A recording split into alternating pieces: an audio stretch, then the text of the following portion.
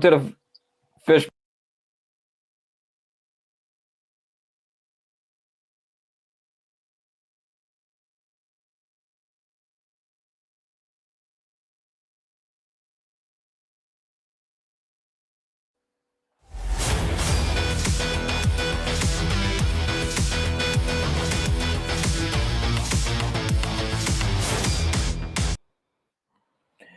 Kind of jumping the gun there a little bit, Fishbowl Nation. How y'all doing tonight? How you doing, Jalen? Hey, what's going on, Chief? I ain't nothing wrong with going ahead of the game. You just eager. You're ready to get the pod Yeah, going. I I was see it. ready. I was ready. I was just ready to get started, man. I'm excited about this upcoming matchup here. I couldn't wait to talk about it here. So, Louisiana Raging Cajuns taking on Southern Miss this week here. Cajuns going on the road. Southern Miss is 1-3 on the year. The Cajuns are coming off a win against Wake Forest, which, Lord and behold, the only person in Acadiana that covers the Raging Cajuns actually picked them to win is the guy I'm on the show with right now. Congratulations, Jalen, on nailing it, man. A 3-point victory. Look, you paid off the refs. No, no, no, no. I didn't pay off You any paid off the refs. refs. No, Come on, no, no, no, dude. no. I didn't pay off any ref Chiefs. I can tell you that didn't happen. But I had faith in my Cajuns. I knew they needed to win, and you know what? They won by 3 points, just like I said they would. Let's just call it intuition.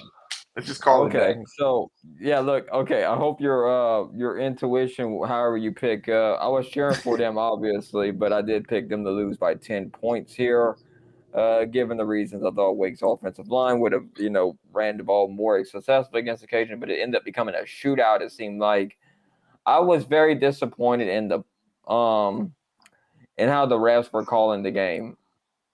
It wasn't a fair game they called, but the Cajuns still managed to beat Wake Forest and the refs basically. So I still think that crew should have disciplinary action.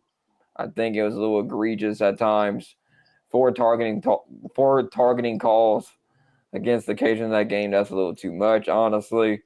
Um, very That was a like lot. That was a lot. I don't think and I've never seen that in a college football game before. yeah, it was a little suspect because there was like leading with the crown, but I'm like he hit him with the shoulder. That won the sideline catch, and I think that they need to revisit the targeting rules for sure because some of that, it's just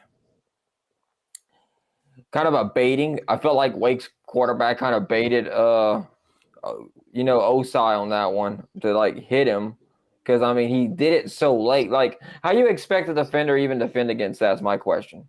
Because if you're gonna give up your body, you got to let people know that look ahead of time. Like there needs to be a box, okay? If you're a quarterback, especially if you're scrambling in the pocket or like scrambling the pocket, or you're out of the pocket, you're running down the field, you're going north south, and this box should be.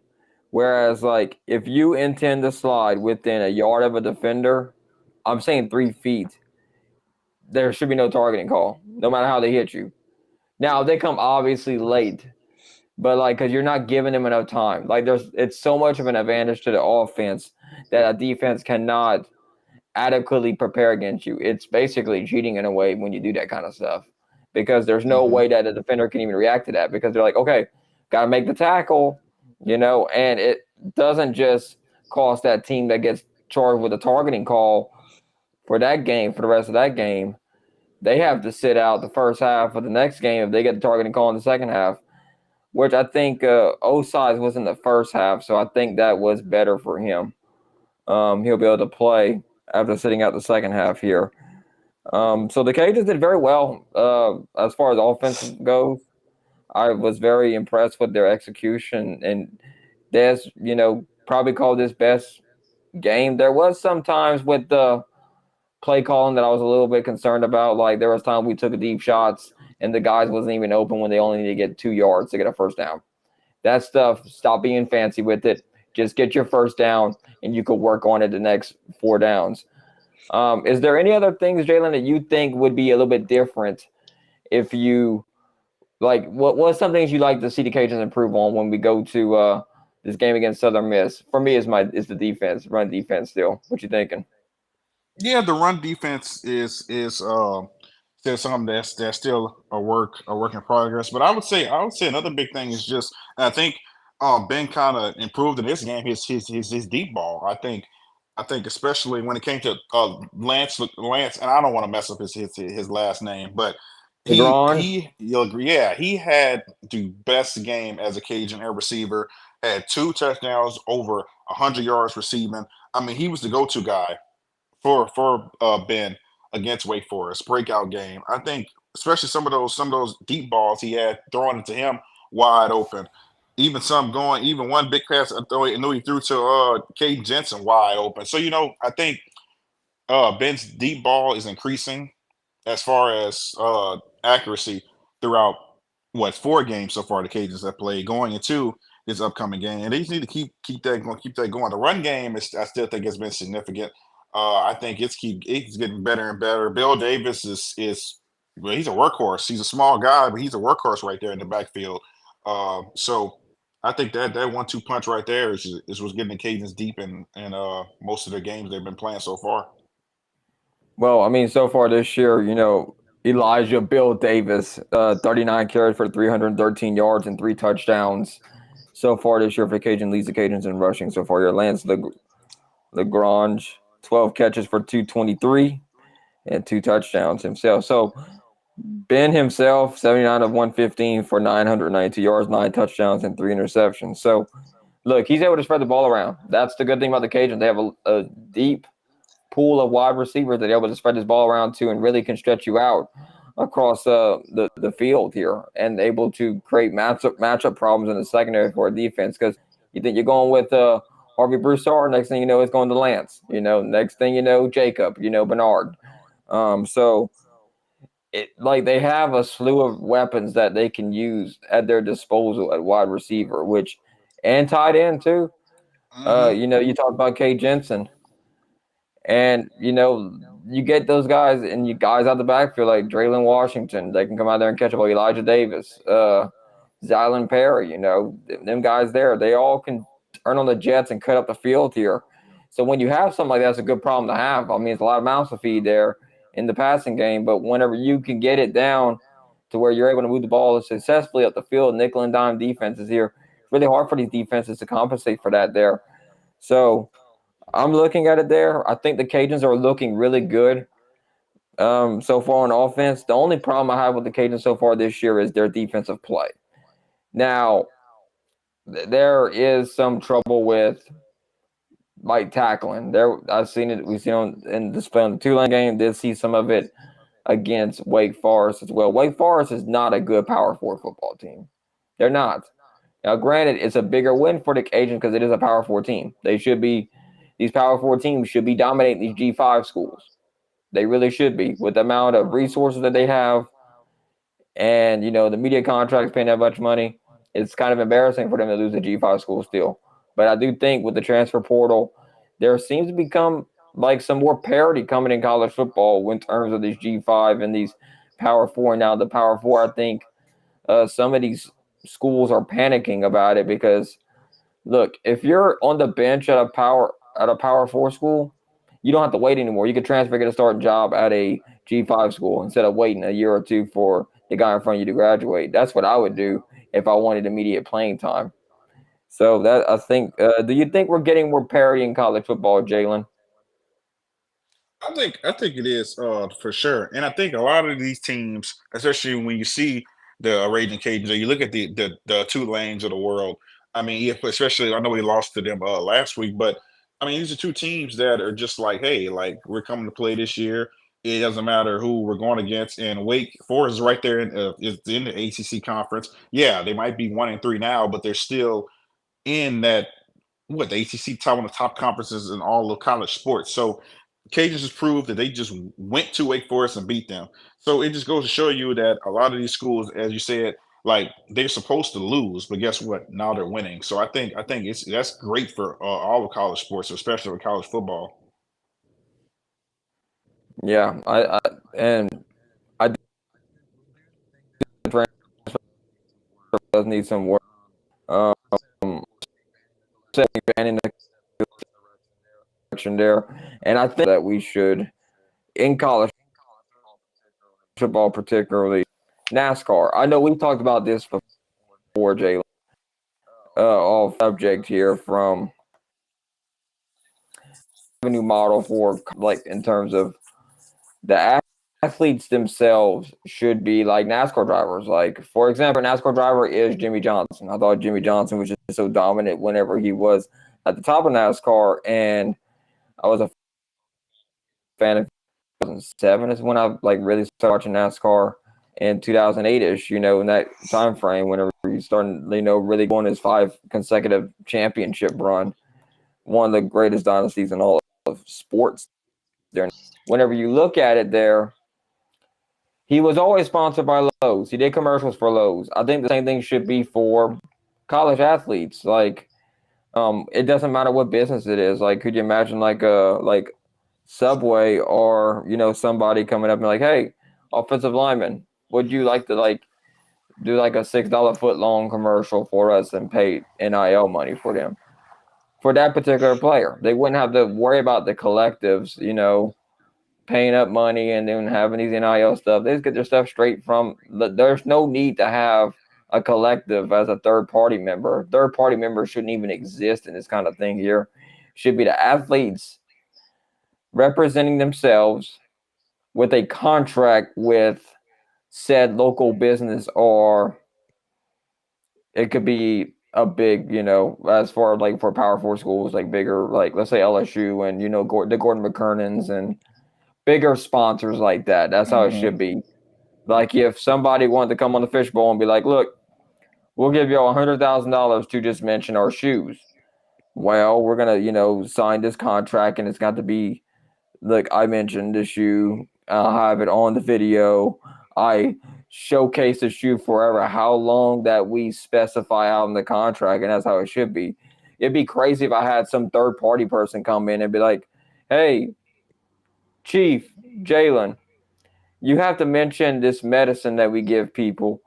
But you know what? It's going to be a ticker on the bottom the whole entire time, and you won't be able to turn it off and all this other stuff. I would probably be like, well, how much? And they're going to try to lowball me probably because, Oh, like in the absolutely. world of social media, like, they lowball efforts, highball efforts, we want the most money. They want to pay us the least amount possible to get their name out there.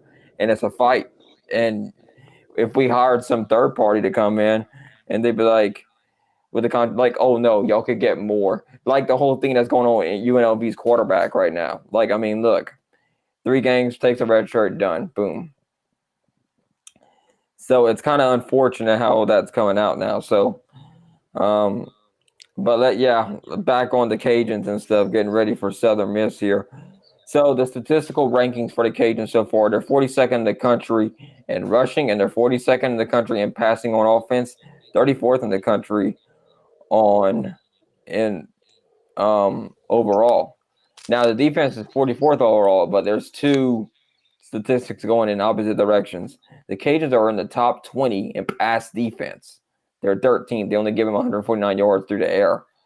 Whereas rushing, they give 169 yards, and they're 98th in the country. So the run defense is the kink of the whole entire team. So do you blitz more if you're the Cajuns? Like send more guys out there to try to stop the run? And also we almost had a sack a couple of times during Wake Forest game. They had him wrapped up and everything, and he slipped out. So they finished the play. Is what I kept screaming at my television. Finish the play. Look, you got there. Just wrap up and finish. Look, if he's getting hit, he's getting knocked on the ground, and he's able to still kind of throw the ball. Look, he's still rattled. He's not going to get a good pass off. It's very hard for them to do so. So that is something to kind of look at here. No, that's true. And I mean, you had a couple of our linebackers also like get a lot of tackle for losses, but as far as sacks, we're still sackless on the year, which is a stat that I think that needs to change, even though they are 3-1 in the season so far. But going into the game against Southern Miss for the defense, I think that should be number one mission right there, is to get that on the board. Cajuns are 14.5-point favorites here, but look, the recent history with Southern Miss, Cajuns haven't really beat them since they got in the Sun Belt. They haven't beaten them since in like over 30-something years. So this is one that people are going to be looking at and trying to see in what ways can the Cajuns beat Southern Miss here. If you're looking at the Miss's offense and defense, they're pretty poor. Rushing, they're 22nd in rushing. They're 74th in passing, 19th country over on offense. Pretty defense, 223 on the ground, which is good for 27th in the country. Passing, they're 49th in the country. So right there, if I'm Dez, I'll tell my offensive lineman, hey, we're going to run block a lot in this game, man. Just get down the trenches. Let's keep pumping and pulling, bro. Let's pull. Let's knock some guys back off the line and that kind of thing. So, look, I think that is something that the Cajuns should really look at in trying to expose Southern Miss's defense by running the football down their throat. I think that's one way to do it there. Jalen, what's your mode of attack if you're going to attack the Southern Miss defense? So when you're going against that Southern Miss defense, I think you just need to run the ball straight at them. I mean, like you said, Southern Miss has had a number for the last, I'm gonna say, couple of years. Even though Chief, we know it's been longer than a couple, and we know going into last year that close game they had took them to overtime against a very bad Southern Miss team. The Cajuns ended up losing, but this year is going to be the year that the Cajuns are going to beat Southern Miss. I'm calling it right now. But they can just keep what they're doing with the run attack, keep running the ball, keep handing the ball off to Bill Davis, keep handing the ball to Speedster, Zylan Perry. Let those guys tote the rock, and then guess what? That'll open the passing game so much for Ben to get the ball to Lance, to get the ball to Harvey, and get the ball to Jacob Bernard. So, and just open up the offense. And that way, you're able to run the ball, you're able to make great plays in the passing game. And guess what? Lately, especially in the games Wake Forest, Dez has made a lot of great play calls. So you need to continue that going against Southern Miss. So to kind of recap Southern Miss's season so far, they were on the road at Kentucky. They lost 31-0. They beat Southeastern 35-10. They were at home against South Florida. They lost 49-24. And on the road at Jackson State, they lost 44-7. So this is their Sun Belt Conference opener. This is also the Cajun Sun Belt Conference opener. So I know we put up our graphic. And I'm going to try to go pull it up real quick. But while I do that there, Jalen, man, like, what you thinking score-wise coming up for this this game here? So let me see if I can. My intuition is going to give me again good for this week. I think this one is going to be a relatively low-scoring game. Low-scoring game compared to what we talked about in the past. I think it's going to be Cajuns are going to win by 16. I'm going to go with that. I think it's going to be 28 for the Cajuns, 12 for Southern Miss. That's what I'm going to go with. Okay. Sounds good there. I'm trying to see here. There's a way to do this here. He'll forgive me for a second here. I'm just trying to see what this does here. Half screen. Because I'm trying to see. There's a way. Oh, wait. Look, I found it. I found the button. I found the button. Let me do this. Let's do this. And we're going to... That's the wrong one. Is it this one? Yeah, this is the one. Let me share this one. All right. So this is what it came up with last week here. I picked Wake Forest to win by 10. Jalen, you had a 3-point win for the Cajuns. You were correct on that one. And Wake Forest for Mike, giving him a 14. So I think this week, I feel like the Cajuns are going to handle it pretty well. I would be shocked to see them, not really have the success that you would think they would have there in that regard. So I would be shocked if the Cajuns were not successful against Southern Miss's defense. Running the ball should be imperative. If we do anything other than run the ball in this game, we're kind of a shock there. I know Southern Miss is going to be trying to prepare for themselves here, but at this point in the season, you're 4 games in. You kind of know what you have and what you don't have at that point. So I think running the ball will be very successful for the Cajuns. And look, I'm going to go with the Cajuns beating Southern Miss. And I'm going to say, I kind of want to go with the 14, and I will go with the 14. I think the Cajuns do win this game by 14.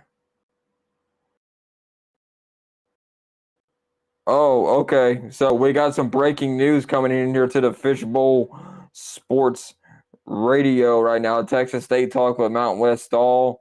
Sources have said, and that was on Tuesday. Let them know, Chief, what's going on.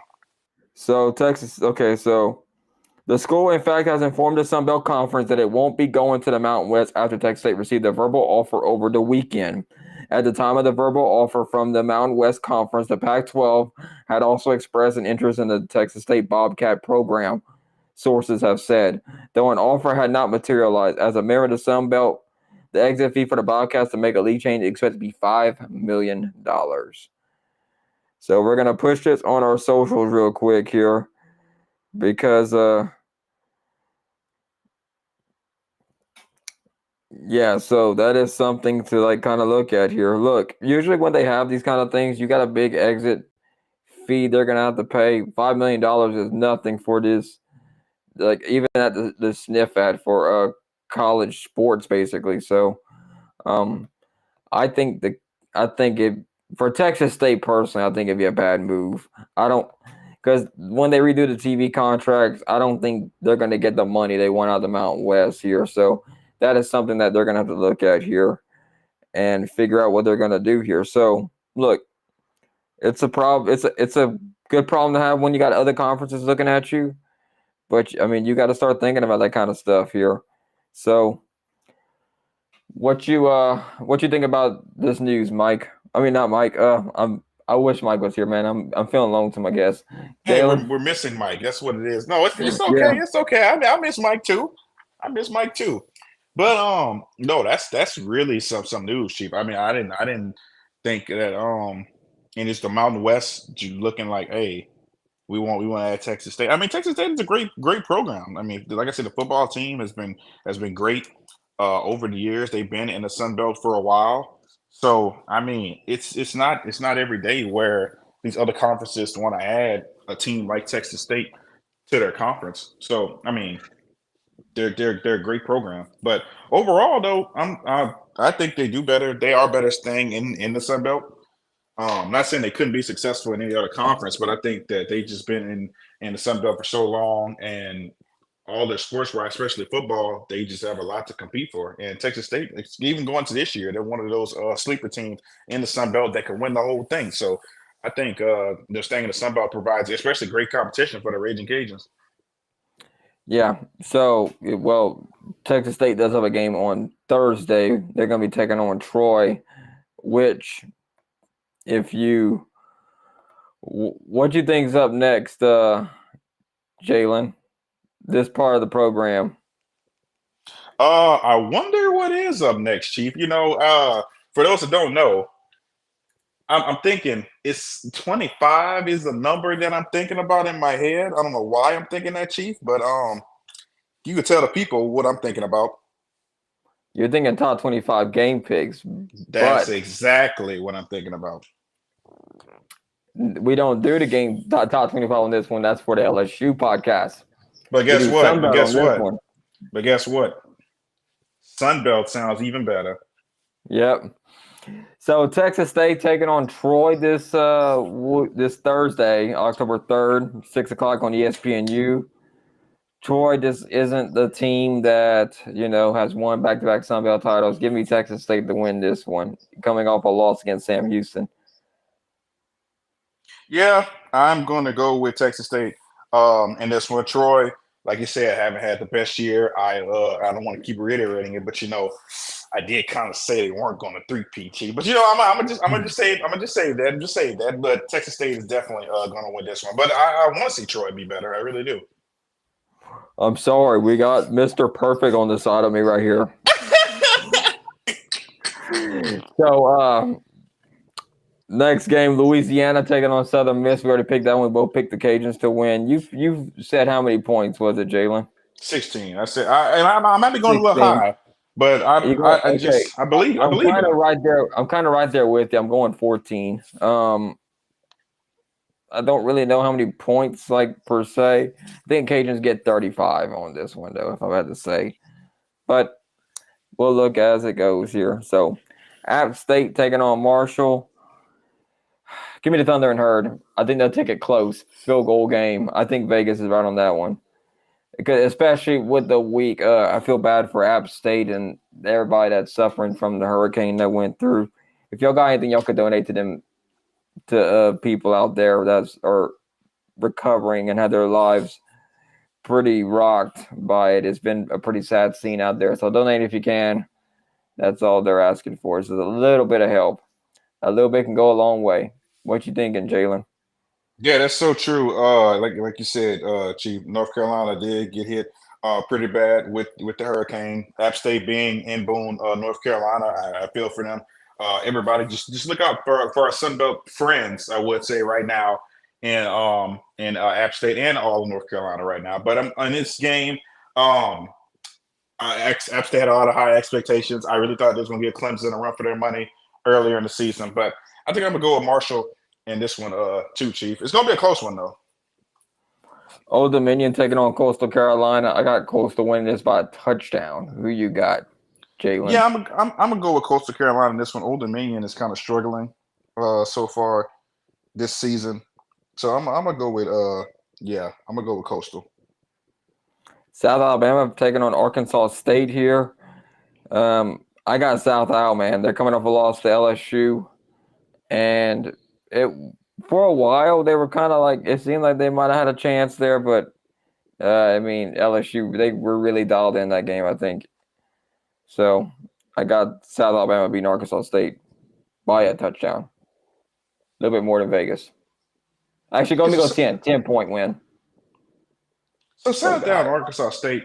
That's gonna be. I think that's gonna be a good one. I think I'm gonna go with Arkansas State in this one. I think both teams so far. South Al really did like go against the LSU team who just blew them out of the building, out of Tiger Stadium. But I think I'm going to go with Arkansas State, the home team in this one. James Madison going on the road to take on ULM. James Madison is 4-0 so far this year. ULM kind of a surprising 3-1 here. New regime over there in Monroe. So, 17, I think it's more than that. I think they're going to roll. Give me 24-point win for James Madison. Who you got, Jalen? Yeah, I'm gonna go with JMU in this one. Even though, like you said, that game could be a Sunbelt game of the day right there. Surprising ULM going against undefeated JMU. I think JMU is going to take this one, but it's going to be a great game. We're cheering for all the West teams to lose basically this week, Oh, except the exactly. Cajuns. Except the Cajuns. Yeah, exactly. Well, we can't get Texas State or Troy. It's kind of like one of those. I was like, oof. So the standings here, so the team that has scored the most points is South Alabama in the Sun Belt so far. The least points given up has been UOM at 80. But in the conference play, UOM and not Southern Miss, South Alabama are the top two leaders in the West. Everybody else hasn't played a conference game yet except for Troy on the western side. Georgia Southern is currently leading the East because they're the only one in the East that has a win so far. App State and Georgia State both have losses in the bottom so far. But look, very early in the season, all that's going to change at some point here. Very We got to early. find who's going to be the comers and goers here at this point. So we'll see what happens here. So, I mean, look, we're going to see what's going to happen here as we go through this college football season here. We're already on week 6 here. Cajuns have already went through a bye. Their next game here. So, this is going to be one that, I think like I said before with this game here with the Cajuns and Southern Miss, I think if the Cajuns just stick with the running game, I think they will be able to control the line of scrimmage against Southern Miss and be able to pick up a win. I don't think we have to rework the wheel here. Kind of do what Billy Napier and them did a couple of years ago. Really establish a running game Cajuns always produce good backs, no matter what year it is. So Always. And a lot of them name Elijah. a lot of them are McGuire, Mitchell, Davis. Just something about a player's name Elijah at Louisiana. That is something here. So I'm excited about it. It should be a very fun game to see. So thank y'all for tuning in here to this episode here of the Fishbowl Radio. Jalen, you want to say anything before we get off the air with our lovely audience that we have here?